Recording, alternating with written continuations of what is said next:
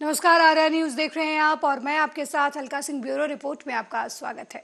शिल्प कला और संस्कृति के संगम ताज महोत्सव का आयोजन होने जा रहा है।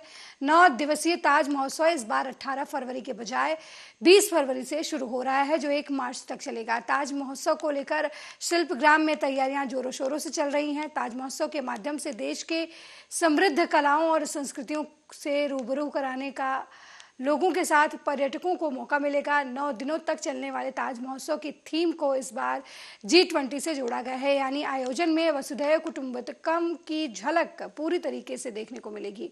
ये इसलिए भी कि इस बार G20 की अध्यक्षता भारत कर रहा है और अगस्त में भी G20 की बैठक आगरा में होने वाली है।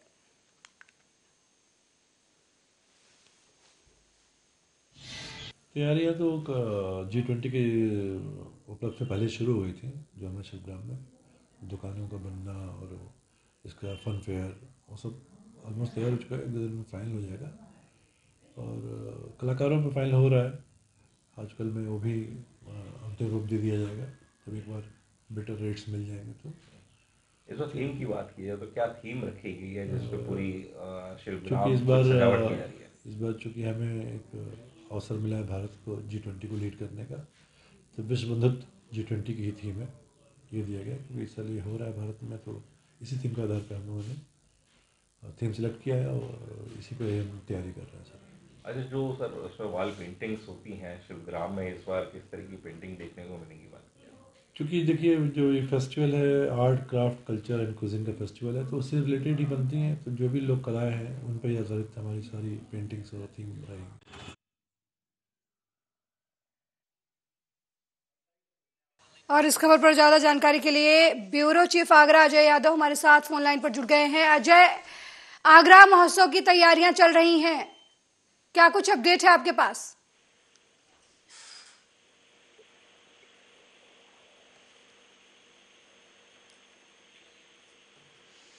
तो आगरा में ताज महोत्सव की तैयारियां जोरों शोरों से चल रही हैं। 9 दिनों तक चलने वाले इस महोत्सव को G20 की थीम पर आयोजित किया गया है। आपको बता दें कि आगरा में G20 की बैठक भी होने वाली है। तो इस बार ताज महोत्सव में वसुधैव कुटुंबकम की झलक जो है वो देखने को मिलेगी। स्थानीय लोगों के साथ पर्यटकों में भी ताज महोत्सव को लेकर काफी उत्साह नजर आ रहा है। आपको बता दें कि इस बार ताज महोत्सव 18 फरवरी की जगह 20 फरवरी से शुरू होने वाला है। और वहीं इस खबर पर ज्यादा जानकारी के लिए एक बार फिर हमारे संवाददाता अजय यादव हमारे साथ फोन लाइन पर जुड़ गए हैं। अजय, ताज महोत्सव की तैयारियां चल रही हैं, 20 फरवरी से ताज महोत्सव शुरू होने वाला है, क्या कुछ अपडेट है आपके पास? देखिए अलका जी, आपको बताना चाहेंगे ताज महोत्सव हर साल लगता है। पिछली बार जब भी कभी ताज महोत्सव शुरू हुआ तो ये तो 18 फरवरी से शुरू आयोजन होता था, लेकिन इस बार 2 दिन लेट हो रहा है। 20 फरवरी से ताज महोत्सव का आयोजन शुरू होगा, क्योंकि ताज महोत्सव एक देश ही नहीं विदेशों में भी जाना जाता है, क्योंकि यहाँ देश विदेश से कलाकार आते हैं जो अपनी प्रतिभा का यहाँ दिखाते हैं और बड़े स्तर से शिल्पी भी यहाँ आते हैं। जी अजय, किस तरीके के कार्यक्रम इस बार ताज महोत्सव में आयोजित किए जा रहे हैं? देखिए, ताज महोत्सव एक सांस्कृतिक कार्यक्रम है जो सरकार द्वारा आयोजित किया था, जिसमें उत्तर प्रदेश सरकार और केंद्र सरकार दोनों ही इसमें सहयोग रहता है। और इस बार तो खास रहेगा क्योंकि G20 को लेकर भी भारत अगुवाई कर रहा है 20 देशों की, तो उसी को लेकर इसकी थीम भी रखी गई है G20 के ऊपर ही। तो ताज महोत्सव एक पूरे देश में ही विश्व विख्यात है। और आपको बताना चाहेंगे ये ताज महोत्सव शिल्पियों के लिए खासकर रहता है। यहाँ पूरे देश से शिल्पी आते हैं जो जिस प्रदेश के जाने मानी चीजें होती हैं, हस्तशिल्प होती हैं, चाहे कढ़ाई हो, बुनाई हो या रोजगार हो, स्वरोजगार हो, उसकी प्रदर्शनी लगाई जाती है। इसको लेकर सारी चीजें यहाँ पर प्रदर्शित होती हैं और शिल्पियों को अपने रोजगार को लेकर भी काफी उत्साह नजर आता है इन चीजों को, क्योंकि यहाँ खरीदारी भी लोग करने आते हैं इसको लेकर। जी अजय, क्या कुछ अलग है इस बार का ताज महोत्सव पिछले बार से? क्योंकि G20 के थीम पर इस बार महोत्सव का आयोजन किया जा रहा है। देखिए, G20 को लेकर इस बार कार्यक्रम को रखा गया है, जिसका थीम है वासुदेव कुटुंबकम की झलक इसमें पूरी तरह देखने को मिलेगी, क्योंकि G20 एक पूरे देश में जिस तरह से भारत अगुवाई कर रहा है, और G20 में आपको बताना चाहेंगे महिलाओं को सशक्तिकरण को लेकर, स्वरोजगार को लेकर और लोकल स्टॉलों को लेकर काफी चर्चा हुई थी। तो इस बार ये देखने को मिलेगा ताज महोत्सव में कि स्वरोजगार तो रहता ही है, साथ साथ हस्तशिल्प कला भी रहती है, जो हाथ से बुनी हुई चीजें होती है, बनाई जाती हैं हाथ से, और बाकी का जो एक मंच है बनाया जाता है जिस पर कलाकार होते हैं वो अपनी प्रतिभा का यहाँ वो दिखाते हैं। तो हर बार की तरह यहाँ सेलिब्रिटी आते हैं और अपना गायन नृत्य का प्रस्तुत करते हैं। जी अजय, प्रशासन की तरफ से क्या कुछ तैयारियां की गई हैं ताज महोत्सव को लेकर? देखिए, प्रशासन की तरफ से तैयारियां पूरी कर ली गई हैं, और यहाँ शिल्पग्राम है जिसमें ये ताज महोत्सव आयोजित किया जाता है, जो ताजमहल VIP रोड पर स्थित है। और इसमें आपको बताना चाहेंगे कि ताज महोत्सव एक अलग ही ताज के नाम पर रखा गया है, जिसमें विदेशों से भी मेहमान आते हैं, और खासकर इसमें एंट्री फीस है जो 50 रुपए एंट्री फीस रखी गई है, और छात्रा 15 साल से जो बच्चे हैं नीचे उनके लिए निःशुल्क रहता है, और बाकी का जो ताजमहल जो देखने जाता है उसके लिए ये बिल्कुल ही निःशुल्क रहेगा। उस तरीके से प्रशासन ने पूरी तैयारियां कर ली हैं, स्टॉलों का काम पूरा हो चुका है, और जिस तरह से बाकी प्रक्रिया है प्रशासन की ओर से सुरक्षा को लेकर या फायर को लेकर हर चीज की तैयारी की जा रही है। अजय, सुरक्षा व्यवस्था के क्या इंतजामात हैं? क्योंकि ताज महोत्सव है तो लोगों की भीड़ इकट्ठा होगी, देश विदेश से लोग आएंगे, पर्यटक आएंगे इसमें शामिल होने के लिए, और ऐसे मौके पर अराजक तत्व जो है कोई न कोई अप्रिय घटना के चक्कर में रहते हैं, मतलब ऐसी कोशिशें रहती हैं कि कुछ अप्रिय घटनाएं की जाएं अराजक तत्वों की तरफ से। तो ऐसे लोगों से निपटने के लिए क्या कुछ किया जा रहा है पुलिस प्रशासन की तरफ से सुरक्षा के मामले में? देखिए, ताज महोत्सव में बाकायदा सुरक्षा के पूरे इंतजाम किए जाते हैं। एक अस्थायी चौकी बनाई जाती है जिसमें ACP रैंक के और CO रैंक के अधिकारी मौजूद रहते हैं, और ये पूरा जो निगरानी में, सुरक्षा की निगरानी में कमिश्नर साहब हैं, इनकी निगरानी में पूरा सुरक्षा का बंदोबस्त पूरा किया जाता है, और हर तरह से सुरक्षा के लिए यहाँ असामाजिक तत्वों का किसी भी तरह का कोई घटना नहीं की कर सकें, जमावाड़ा होता है अगर, तो उसके लिए भी सुरक्षा के पूरे बंदोबस्त हैं, और हर तरीके से सिक्योरिटी का पूरा इंतजाम देखने को मिलता है। इस बार भी सुरक्षा के ऊपर, क्योंकि यहाँ देश विदेश से भी लोग आते हैं, विदेशी लोग आते हैं, क्योंकि ताजमहल लोग आते हैं तो अक्सर ताज महोत्सव को अवश्य देखते हैं, तो इसको लेकर भी बहुत ही LIU भी सक्रिय रहती है, और खुफिया विभाग, जैसे बताया, खुफिया विभाग भी अपनी निगरानी रखता है, और हर लोकल स्तर पर भी पुलिस अपनी निगरानी रखती है। तो हर तरीके से सुरक्षा के इंतजाम किए जाते हैं।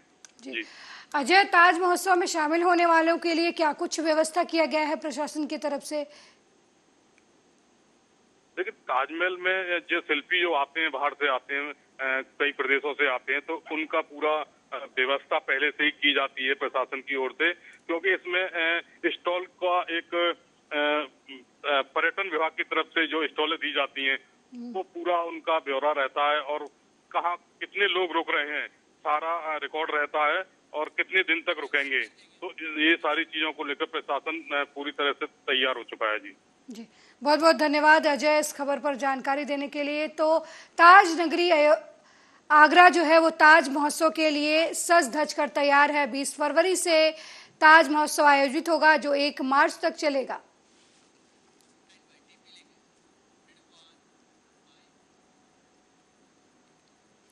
वहीं CPIM के 11वें जनरल कन्वेंशन में मुख्यमंत्री नीतीश कुमार ने कांग्रेस को खुला ऑफर दे दिया है। बीजेपी सरकार को हराने के लिए नीतीश कुमार की बेचैनी इस मंच पर साफ नजर आई। नीतीश का कहना है कि कांग्रेस समेत बाकी विपक्षी पार्टियों को यह समझना होगा कि सभी धर्म जाति के लोगों को एक साथ लेकर चलना होगा। 2024 में अगर विपक्षी एकजुटता के साथ चुनाव लड़ेंगे तो बीजेपी की 100 से कम सीटें आएंगी। वहीं CPIM के इस कन्वेंशन में बिहार के उप मुख्यमंत्री तेजस्वी यादव ने भी बीजेपी पर जमकर निशाना साधा। तेजस्वी यादव ने कहा कि बीजेपी के साथ रहने पर आप कितना भी दाग लगा हो वॉशिंग मशीन के अंदर साफ कर दिया जाएगा। आप सब लोग देश के संविधान को बचाने के लिए लड़ रहे हैं। वो है जी, ये पूरा देश है, भारत देश है। अब विभिन्न जो धर्म के लोग हैं, सब लोग हैं इस देश में, कोई मतलब है? इस देश के बारे में कोई कुछ बोलेगा उसका कोई वैल्यू है?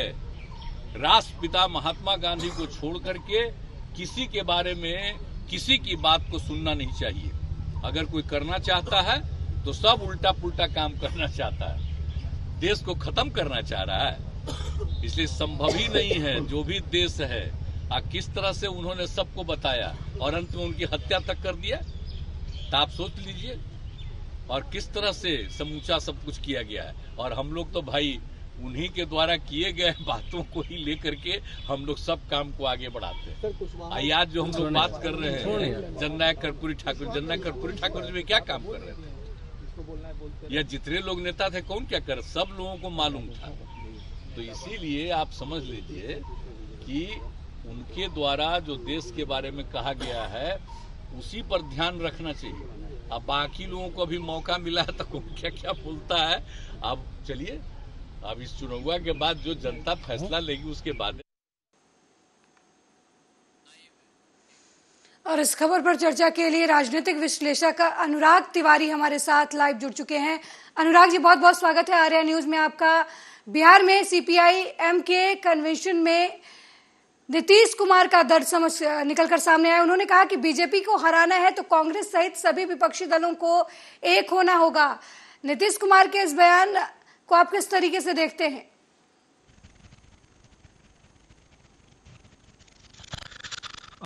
मैं एक बहुत स्पष्ट बात बताना चाहूंगा कि नीतीश कुमार एक बहुत ही लोकप्रिय लोगों में प्रसिद्ध नेता थे। आज से 10 साल पहले, 10 से 15 साल पहले जब उन्होंने अपना कार्यकाल शुरू किया था तो वो ऐसे नेता थे जिसकी पहुंच हर घर और हर गांव तक होती थी।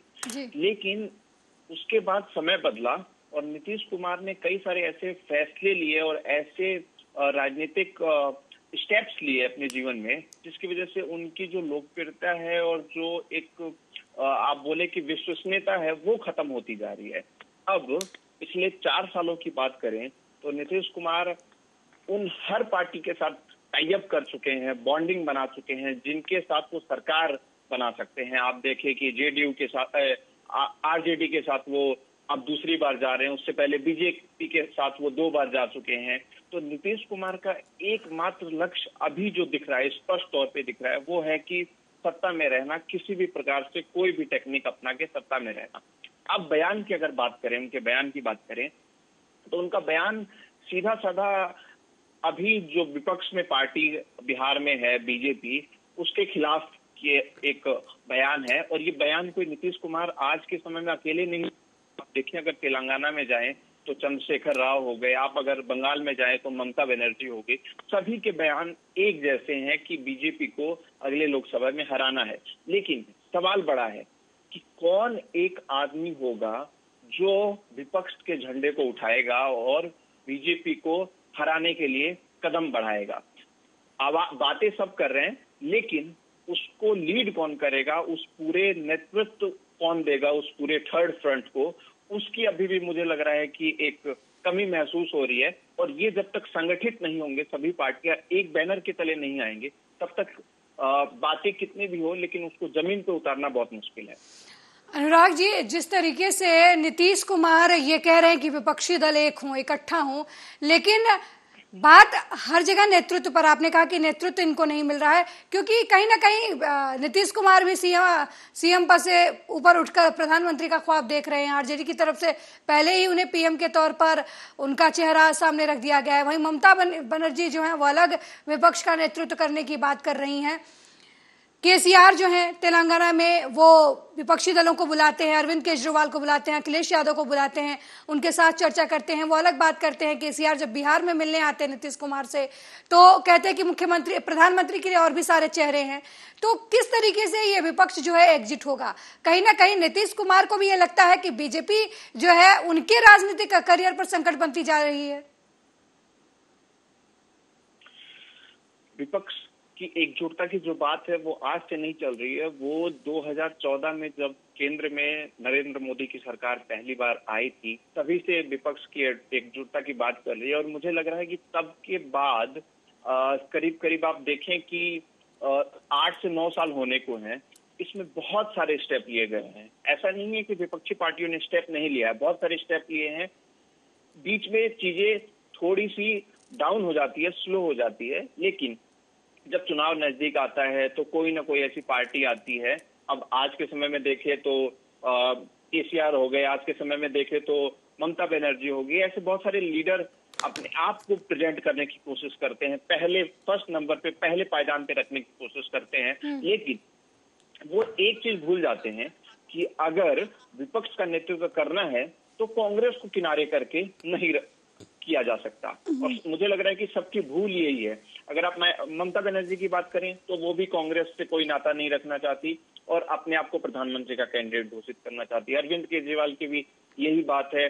अगर आप नीतीश कुमार की बात करें तो वो भी कांग्रेस के बिना थर्ड फ्रंट बनाना चाहते हैं, जो मुझे लग रहा है कि बहुत ही असंभव वाली चीज है। क्योंकि कांग्रेस का कैसा भी, अगर कितनी भी बुरी दौर में चली जाए, कांग्रेस 50 से लेके 70-80 सीटों तक हमेशा लेके आती रही है और वो एक बहुत बड़ा चंक है जिसकी वजह से आप थर्ड फ्रंट या विपक्ष का एक मजबूत चेहरा दे पाएंगे, एक मजबूत नेतृत्व पाएंगे। लेकिन अगर इग्नोर किया जाएगा कांग्रेस को तो कोई भी पार्टी, कितने भी पार्टियां एक साथ संगठित हो जाएं, थर्ड फ्रंट या आप माने कि विपक्ष का चेहरा नहीं दे पाएंगी।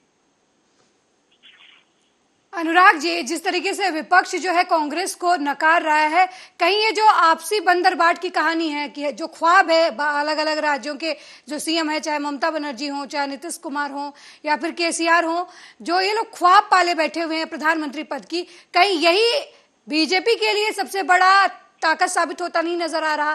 क्योंकि कांग्रेस को ये दरकिनार कर रहे हैं, एक बड़ी नेशनल पार्टी जिसकी हर राज्य में अपना एक विशेष वोट बैंक है, उसके बावजूद ये आसान काम करते नजर नहीं आ रहे। जिस तरीके से फूट है और एक व्यक्तिगत लालच कह सकते हैं आप इस चीज को, उसकी वजह से विपक्ष जो है वो एक साथ होता नजर नहीं आ रहा।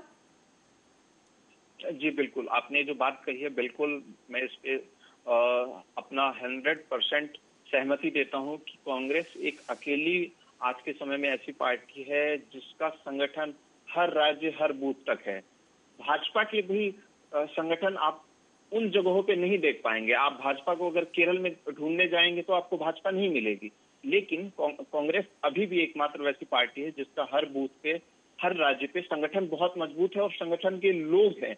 तो इतने मजबूत संगठन वाली पार्टी को दरकिनार करके तीसरा फ्रंट बना लेना, वो भी कुछ चुनिंदा पार्टियां मिलके, और उसमें भी सब लोग अपने आप को प्रधानमंत्री कैंडिडेट घोषित करके और चुनाव जीत जाए, तो ये थोड़ा असंभव वाली स्थिति लग रही है। जो आप होता है ना कि दिन में आप सपने देखते हैं, बहुत बड़े सपने देखते हैं, वही ये सारी पार्टियां कर रही है।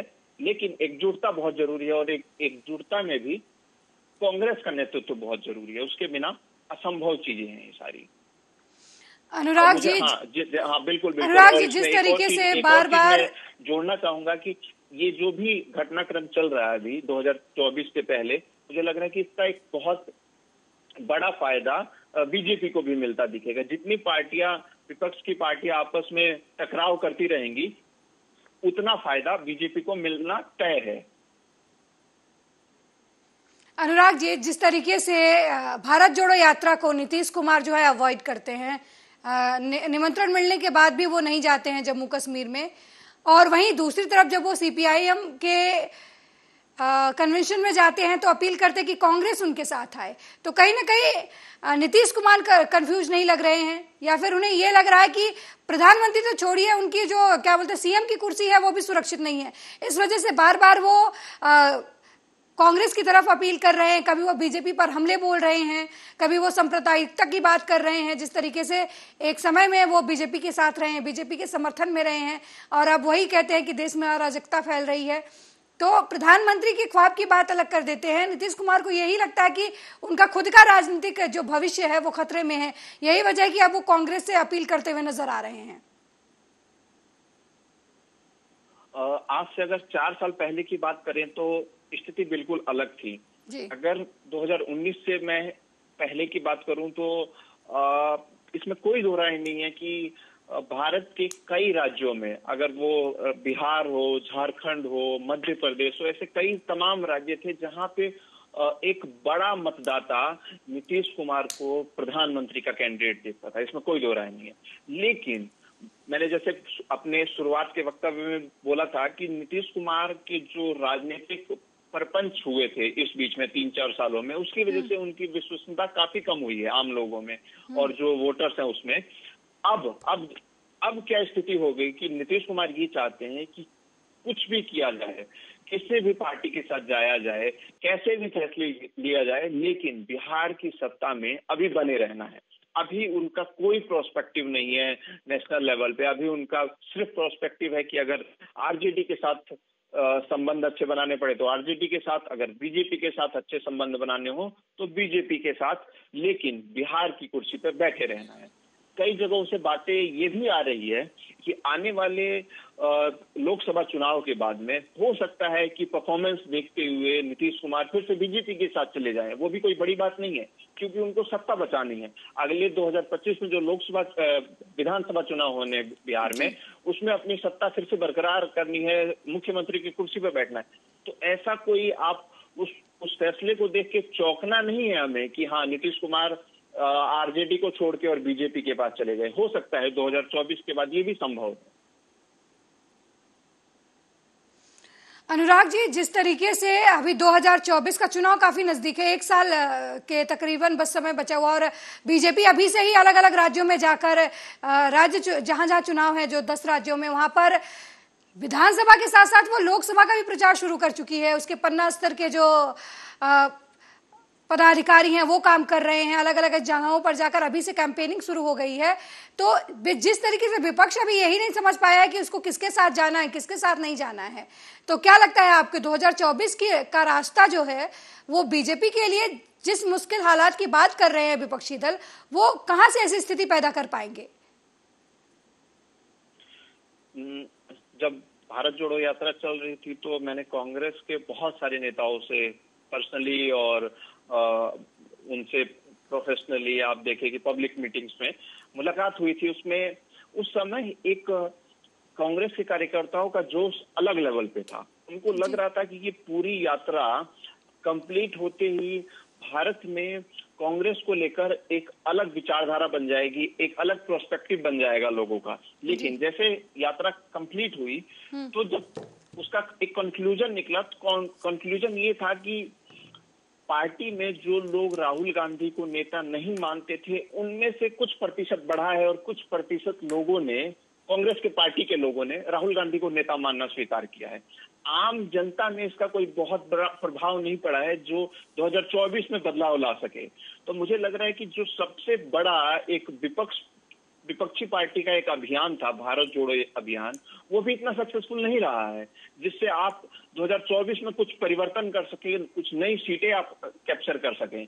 लेकिन वहीं दूसरी तरफ अगर भाजपा की बात करें तो भाजपा आज से नहीं, मैं आपको स्पष्ट तौर पे बताऊं कि 2019 का चुनाव खत्म होते ही जब पहली मीटिंग हुई थी, संसदीय दल की पहली मीटिंग हुई थी, उसमें ही ये स्पष्ट तौर पे कहा गया था कि आप अभी से अपने कार्यों के बारे में, जो केंद्र की योजनाएं हैं, वो क्षेत्र में पहुंचाना शुरू कर दें, क्योंकि 2019 में कहा गया था कि समय नहीं है। मतलब 5 साल पहले से कोई अगर पार्टी लोकसभा की तैयारी कर रही है तो वो किस स्तर पे जाएगी, वो बूथ स्तर पे अपना पकड़ बनाना चाहती है, वो हर गांव तक अपना पकड़ बनाना चाहती है। और मुझे लग रहा है कि ऐसे बहुत सारे गांव होंगे जहां भाजपा के विधायक और भाजपा के सांसद अभी तक पहुंच चुके होंगे। वहीं दूसरी तरफ विपक्ष अभी यही फैसला नहीं कर पा रही है कि हमें कौन कौन लोग एक साथ आके चुनाव लड़ेंगे, कहाँ कहाँ चुनाव लड़ना है, कौन से राज्यों में चुनाव लड़ना है। तो आप देखिए कि वहां की स्थिति विपक्ष में है, लेकिन भाजपा अपना स्पष्ट एक विजन लेके चल रही है कि 2024 के चुनाव में हमें 300 से ज्यादा सीटें लेनी है और जो पिछला वाला जो रिकॉर्ड था उसको भी तोड़ना है। तो विजन बहुत जरूरी होता है राजनीति में, और मुझे लग रहा है कि भाजपा एक विजन वाली पार्टी है जिसका लाभ उसको हर चुनाव में मिलता रहा है। अनुराग जी, जिस तरीके से लगातार जो है वो बीजेपी पर सभी विपक्षी पार्टियां, कोई एक पार्टी नहीं, सभी विपक्षी पार्टियां जो है हमलावर हैं, व्यक्तिगत तौर पर धार्मिक उन्माद का आरोप लगा रही हैं, आपको नहीं लगता कि विपक्षी पार्टियों को विकास के बारे में, रोजगार के बारे में अगर वो बात करें तो बीजेपी को कहीं ना कहीं सही तरीके से घेर सकते हैं? अगर बात हिंदू मुसलमान की करेंगे तो कहीं ना कहीं वो बीजेपी को ही फायदा पहुंचाते हुए नजर आते हैं, ऐसे मुद्दों को टच करके, ऐसे मुद्दों पर बातचीत करके। देखिए, कोई भी पार्टी हो, अगर वो 8 से 9 साल सत्ता में रह जाती है तो ऐसा नहीं है कि उसके पूरे सिस्टम में कोई कमी नहीं होती है। बहुत सारे ऐसे योजनाएं हैं जो प्रॉपर लोगों तक नहीं पहुंची है और जिसका लाभ लोगों तक नहीं मिला है। बीजेपी के कार्यकाल में भी ऐसी बहुत सारी चीजें हैं, जैसे आप देखिए कि रोजगार का बहुत बड़ा एक मसला है, महंगाई का बहुत बड़ा एक मसला है, जिसको सड़कों तक, जिसको गांव तक, जिसको हर एक ग्राम पंचायत तक पहुंचाने की जरूरत है। लेकिन वहीं दूसरी तरफ विपक्ष ऐसे ऐसे मुद्दों में फंसा रहता है जिसका कोई लाभ नहीं मिलता है। अभी हाल में जो अडानी और हिंडनबर्ग का मामला था, उससे आम जनता कनेक्ट नहीं कर पा रही थी, लेकिन उसमें ही करीब करीब 15 से 20 दिन पूरा का पूरा कांग्रेस का सिस्टम लगा हुआ था। तो मुझे लगता है कि कांग्रेस को जो मुद्दे उठाने की जो कला है वो बीजेपी से सीखनी बहुत जरूरी होती है। बीजेपी जब विपक्ष में थी तो महंगाई के मुद्दों को संसद से लेकर सड़क तक उठाया था और आम जनता ने उससे कनेक्ट किया था। और आज महंगाई एक बहुत बड़ा मुद्दा है, आज बेरोजगारी एक बहुत बड़ा मुद्दा है, लेकिन उससे लोगों को कनेक्ट नहीं कर पा रही है कांग्रेस और विपक्षी दल। ये एक बहुत बड़ा ड्रॉबैक है। जो चीजें विपक्षी दलों को भाजपा से सीखनी चाहिए, तभी आम जनता तक पहुंच हो पाएगी और लाभ हो पाएगा किसी चुनाव में। बहुत बहुत धन्यवाद अनुराग तिवारी जी, आर्या न्यूज से जुड़ने के लिए और अपनी राय रखने के लिए।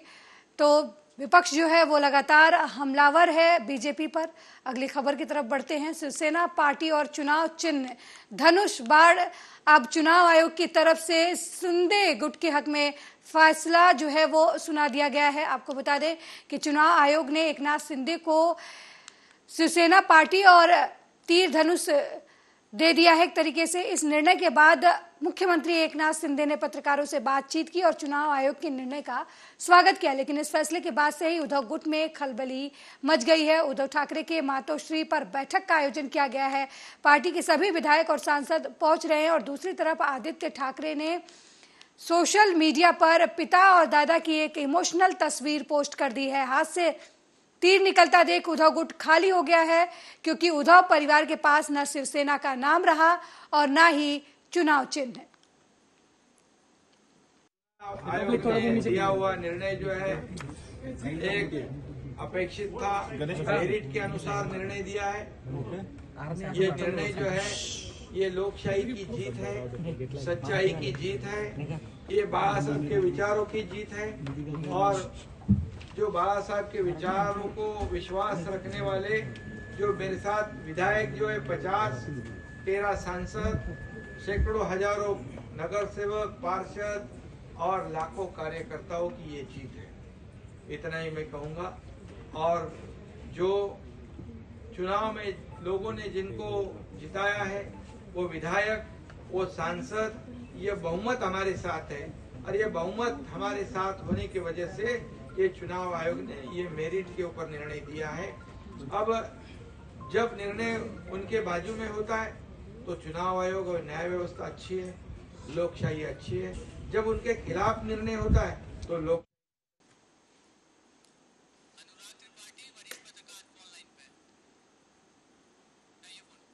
और इस खबर पर चर्चा के लिए वरिष्ठ पत्रकार अनुराग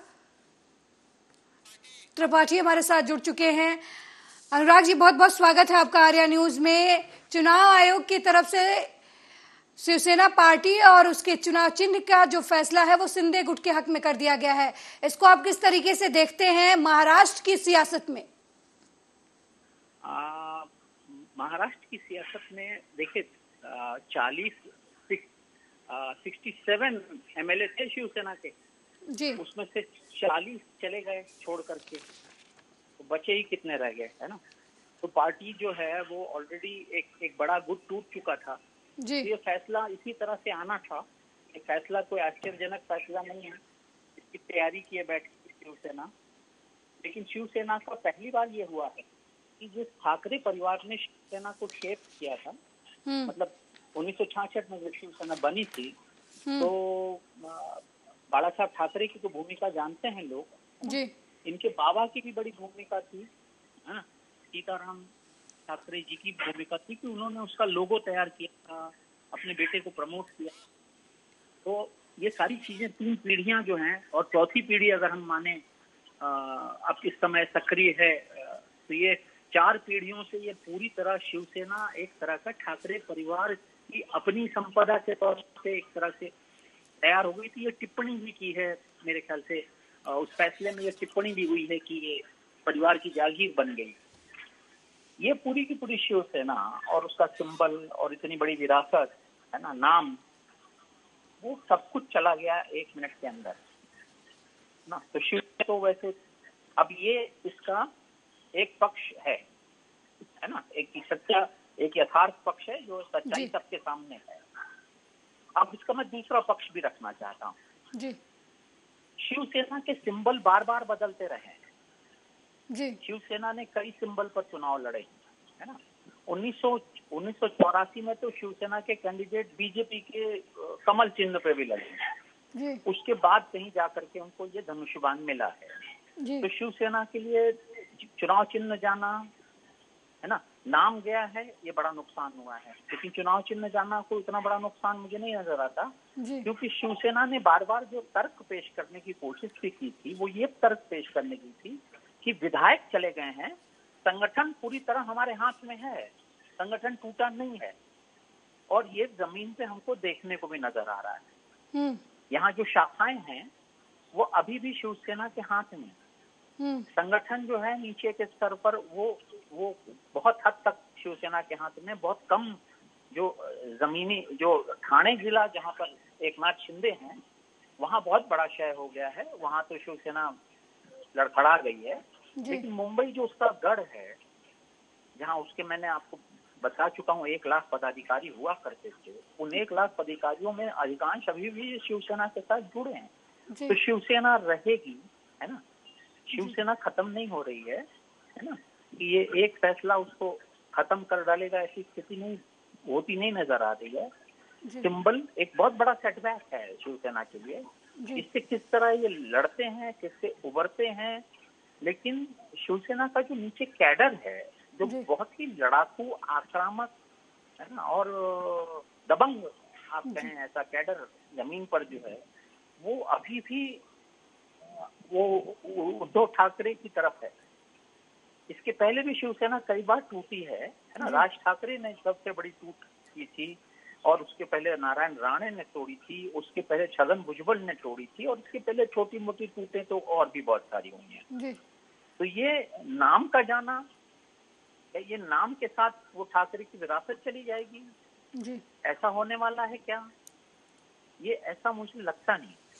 अनुराग त्रिपाठी जी, अनुराग त्रिपाठी जी, शरद पवार ने भी यही कहा है कि जब उद्धव ठाकरे ने कहा कि वो चुनाव आयोग के इस फैसले के खिलाफ सुप्रीम कोर्ट जाएंगे, तो शरद पवार की तरफ से बयान आया कि उद्धव ठाकरे को इस चीज से ज्यादा परेशान होने की जरूरत नहीं है।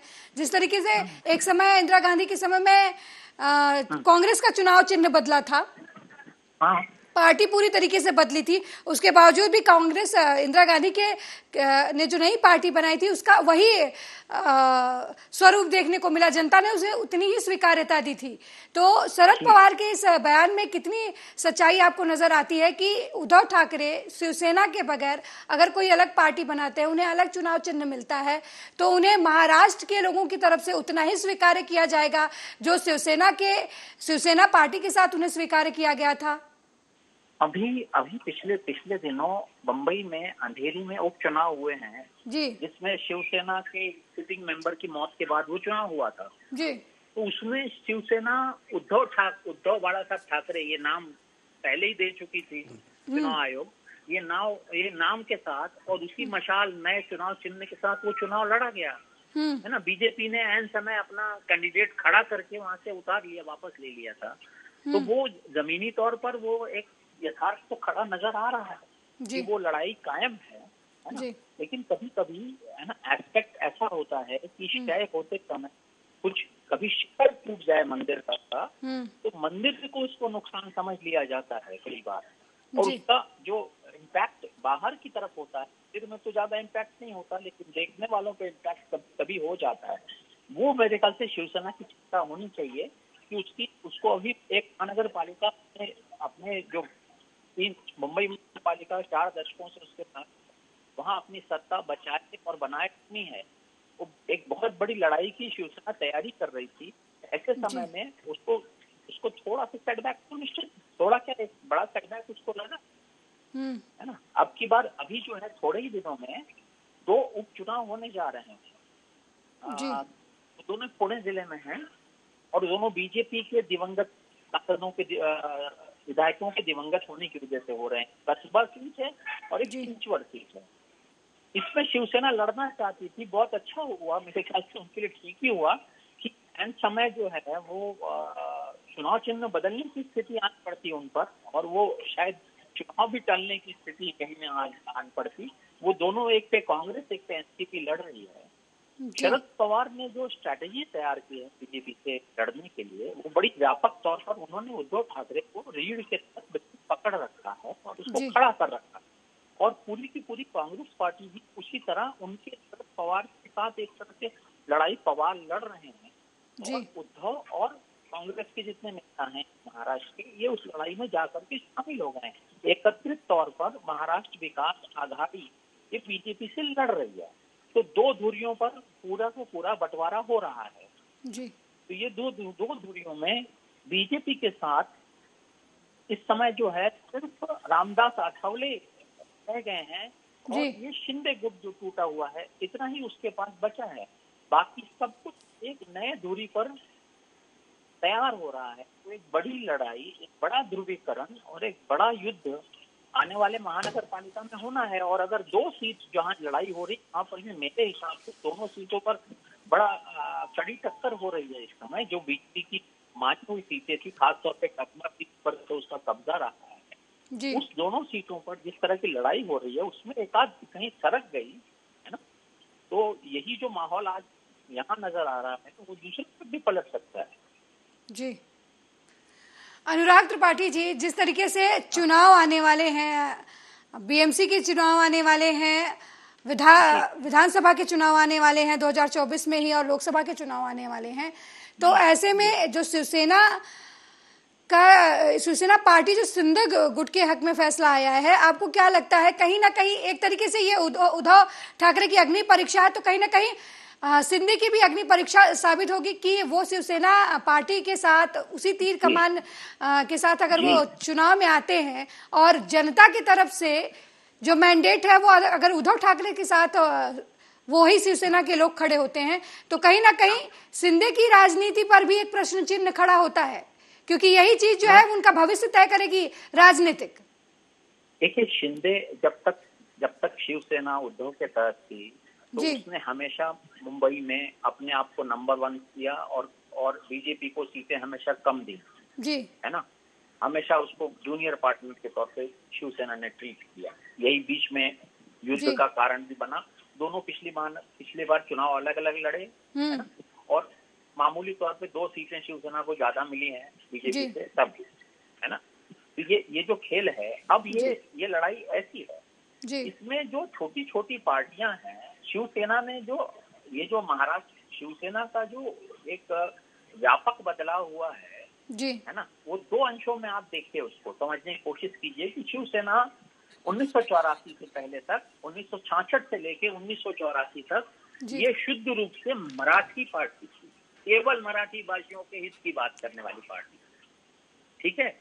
84 के बाद बीजेपी के साथ इसने हिंदुत्ववादी चेहरा अपनाया, जो मराठीवाद से कुछ बड़ा चेहरा दिखाई देता है, ठीक है। और अब जो है 2 साल पहले जो है वो अचानक जो है उन्होंने एक व्यापक गठबंधन कांग्रेस और एनसीपी के साथ बना लिया जी। तो ये जो व्यापकता है शिवसेना की, ये जो इसका जो एक तरह से विस्तार जो हुआ है, विचार विस्तार जो हुआ है, ये विस्तार ने एक उसके लिए एक नई जमीन भी तैयार की। शिवसेना जो है उसको कभी कोई मराठी वोटों के अलावा बाहर बीजेपी की वजह से बाकी वोट मिलते रहे हैं। शिवसेना का मेन बेस मराठी बेस रहा है और उसके जो जैसे आज कभी कभी स्थिति कहीं कहीं दिखती है कि बीजेपी को हराने के लिए मुस्लिम मतदाता वोट डालते हैं, तो बीजेपी कोई बहुत बड़ी दुश्मन महाराष्ट्र में मुसलमानों की नहीं रही है। मुसलमानों की दुश्मन अगर माना जाता रहा है तो वो शिवसेना रही है जी। तो शिवसेना के खिलाफ वोटिंग होती रही है। लेकिन आने वाले समय में बड़ा आश्चर्यजनक ये मुझे बदलाव नजर आ रहा है, दिखाई दे रहा है कि मुझे लगता है कि इस बीएमसी चुनाव में ऐसा मुस्लिम मतदाता जो मोदी को नहीं देखना चाहता या हटाना चाहता है, वो इस समय कांग्रेस और एनसीपी की बजाय शिवसेना के साथ नजर आएगा। तो मुझे कोई आश्चर्य नहीं होगा, जो एक अभूतपूर्व घटना होने जा रही है। तो ये जो जितना क्षय शिंदे जी ने शिवसेना को किया है, उससे कहीं बड़ी पूर्ति मैं होते देख रहा हूँ जी। तो आज की डेट में वो चुनाव जो है वो टलेंगे और मुझे लग रहा है कि बहुत जल्दी अभी बीजेपी चुनाव करने की स्थिति में दिखाई नहीं दे रही है। बीजेपी के अंदर भी ये बात कही जा रही है कि अक्टूबर से पहले तो चुनाव होने नहीं है। ऑलरेडी एडमिनिस्ट्रेटर बैठ करके काफी समय हो गया है वहाँ। ठीक है अनुराग जी, समय की कमी की वजह से इस चर्चा को यहीं रोकना पड़ रहा है। तो सिंधे गुट के हक में शिवसेना का फैसला आया है। अब देखना ये होगा कि महाराष्ट्र की सियासत में शिवसेना पार्टी सिंधे गुट को जो मिली है उनका राजनीतिक करियर आगे बढ़ाने में कितना सहयोगी होती है। वहीं उद्धव ठाकरे के सामने भी अपने आप को महाराष्ट्र की सियासत में साबित करने का एक समय आ गया है। ये समय ही बताएगा कि महाराष्ट्र की सियासत किस तरफ चलेगी, उद्धव ठाकरे की हवा चलेगी या फिर शिंदे जो है वो बीजेपी के सहयोग से आगे बढ़ते रहेंगे। मेरे साथ ब्यूरो रिपोर्ट में फिलहाल इतना ही। देश दुनिया की तमाम खबरों को देखने के लिए देखते रहिए आर्या न्यूज। नमस्कार।